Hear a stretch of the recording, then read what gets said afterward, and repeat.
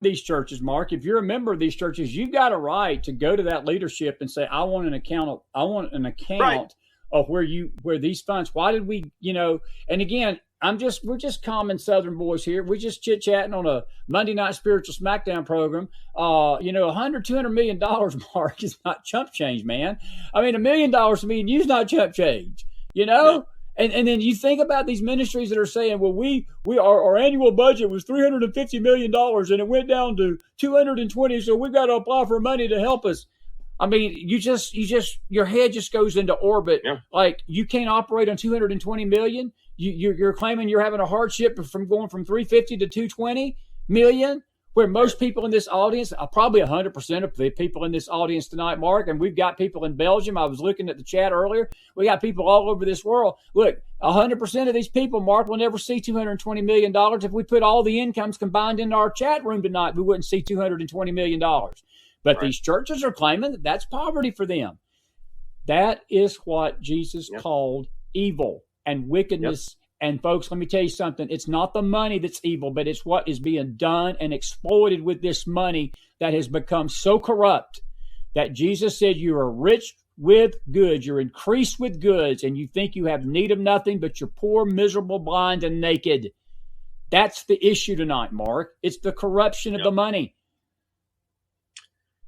Well, again, it's going to take an audit to straighten this stuff out, brother. I think they need one. I do. I think they need one. I do. I absolutely do. Especially if you took the PPP money. I'll agree with that. I'm with you. That should have been part of the contract, if you will. If you're a 501c3, you answer the federal government anyway. They should be able to call for it anytime they want. I would hope that they do. Do. I'm a little disappointed in Jeffries, honestly, because I'm not saying that I trusted him totally. I don't trust any of these people. I don't. But Jeffries was of all the bunch. I felt like, he was the most level-headed out there, but we'll see. Well, look, I think a lot of it, and you've talked about this, brother.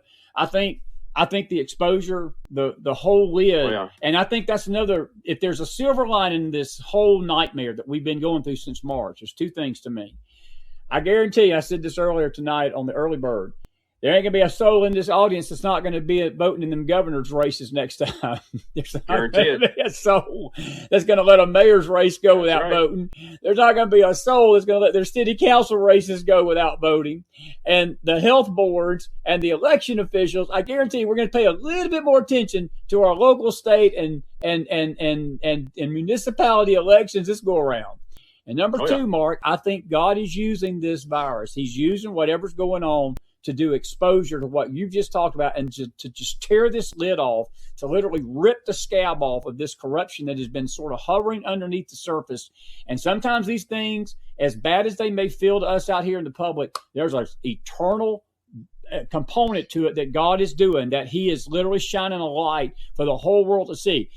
The sad thing to me that is even with the light being shown on this, there are going to be people out here that won't believe a word we're saying tonight. And there's going to be a lot of people that will take issue with this and come to the defense of these ministries and say, well, you just don't understand their financial condition. Let me tell you something, folks.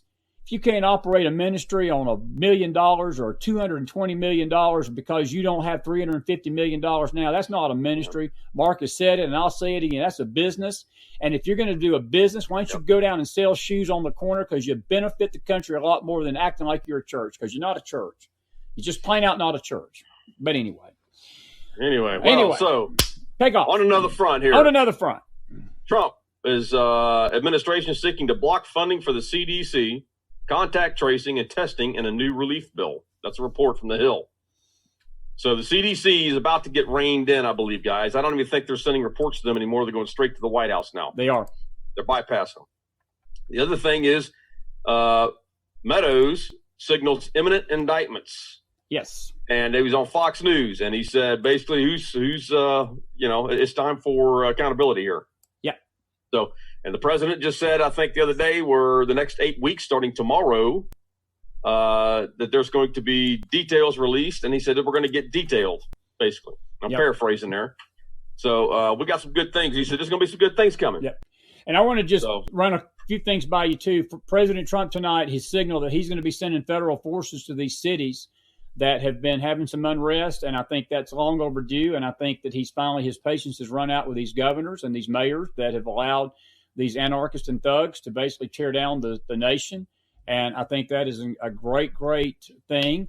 On a more comical note, it shouldn't be comical, but in this weird world that we're living in, I just have to ask you a question. Ghislaine Maxwell has agreed with Mark Taylor. Mark Taylor and Ghislaine Maxwell have actually been saying the same thing now for a year now. Mark's been saying this ever since it happened, but he said Jeffrey Epstein didn't kill himself. And, brother, I just want to tell you that Ghislaine Maxwell agrees with you. Me, huh? She Did she say anything about his accountant?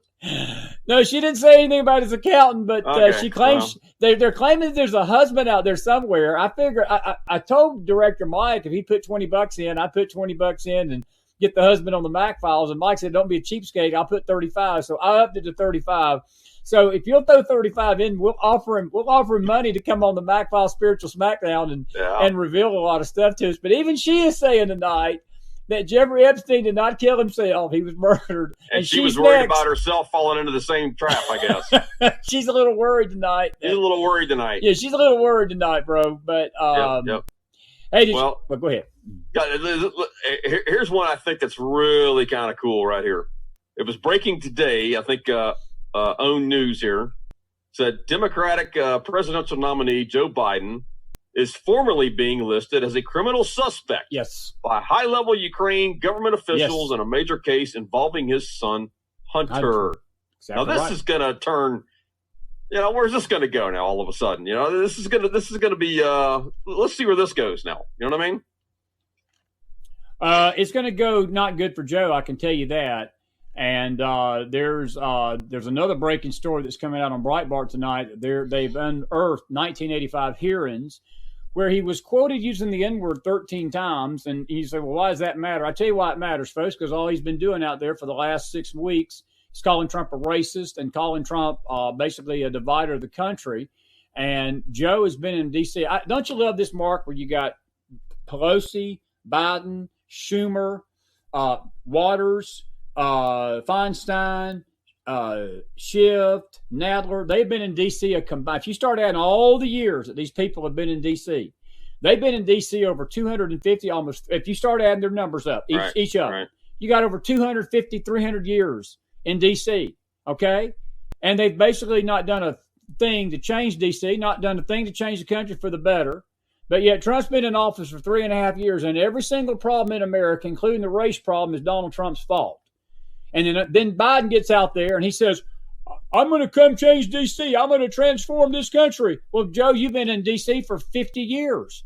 And you were 8 years as vice president and you didn't transform the country, but you turned it into a hellhole.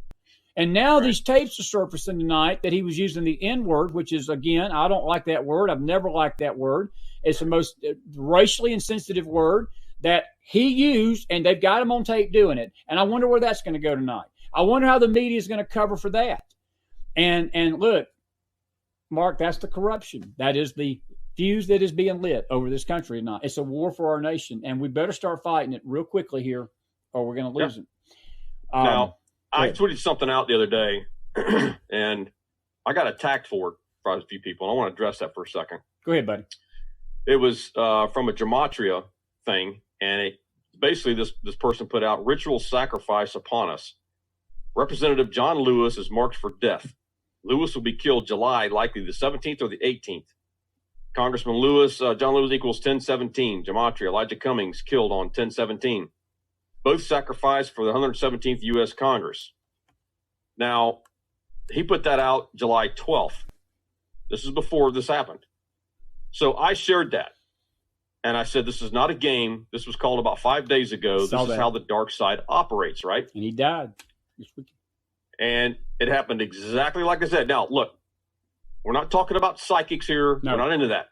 We're not into mysticism or any of this other kind of stuff, folks. But I shared that for one reason and one reason only. And the religious spirits, Chris, came out of the woodwork attacking me. I saw it. And said that I needed to repent and this, that, and the other.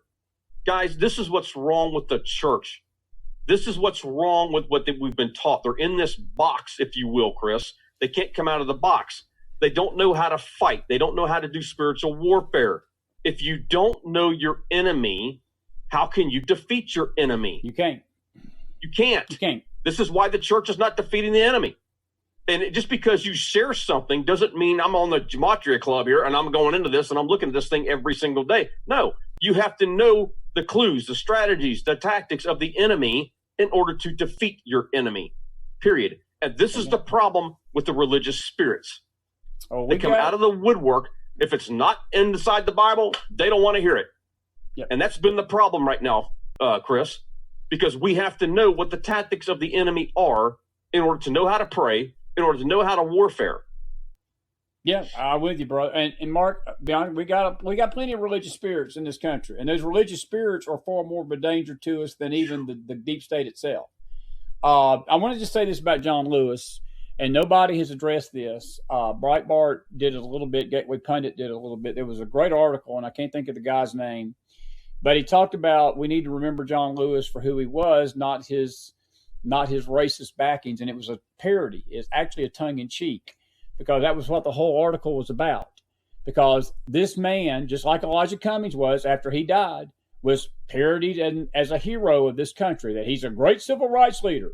Let me tell you something, folks. I'm from the state of Georgia, and I can tell you right now that John Lewis, and you can write your letters all you want to and your comments to me all you want to, I could care less. John Lewis was a rabid racist. He said some of the most racist rhetoric to this nation over the last 10 to 20 years of his life than any politician has ever sowed. He sowed division into this nation. He sowed discord into this nation racially. He basically did not attend the Trump inauguration. He didn't attend Bush's inauguration. He didn't attend Bush Sr.'s inauguration or Reagan's. He attended the Democrats' inauguration. And they asked him about it. And they said, well, why don't you go to the inauguration of the Republicans? Because I don't know too many Republicans that don't go to the Democrat. We just do it out of respect because we got something called class. John Lewis had no class, Mark.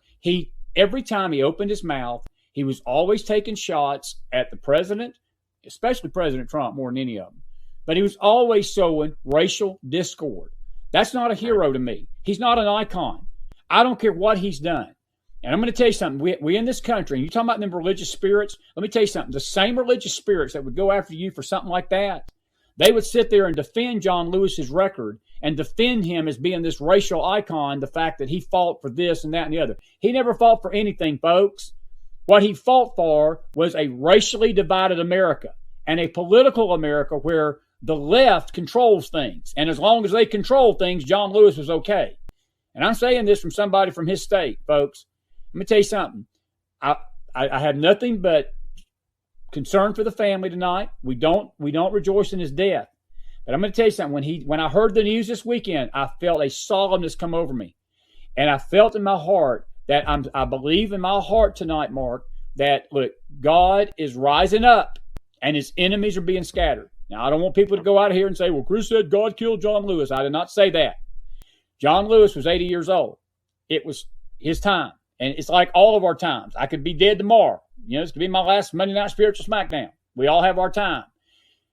But the nation didn't lose an icon, Mark. The nation lost a race baiter. They lost a race divider. He never did anything to unite races.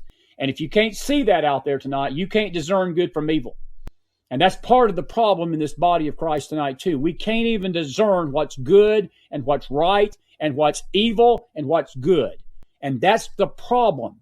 Because if we don't have our senses discerned and our senses sharpened to discern what's good and evil, how are we going to win this war against evil, Mark? How are we going to win this war? And if you don't know what the enemy